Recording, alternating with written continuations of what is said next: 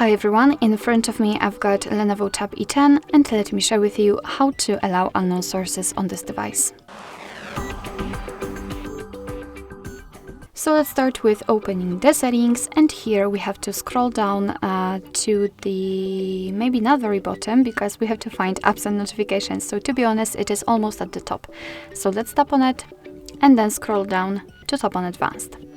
Now let's scroll down again and find special app access, and right here let's localize install unknown apps, which is at the bottom of the list. So let's tap.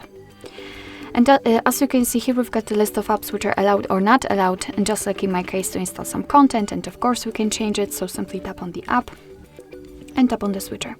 After getting back, you can see that the Chrome is right now allowed to install something.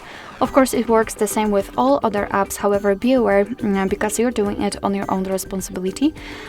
Some third-party apps aren't verified by the developer, so you may put your data and actually whole device at risk. So remember about that and choose the apps wisely.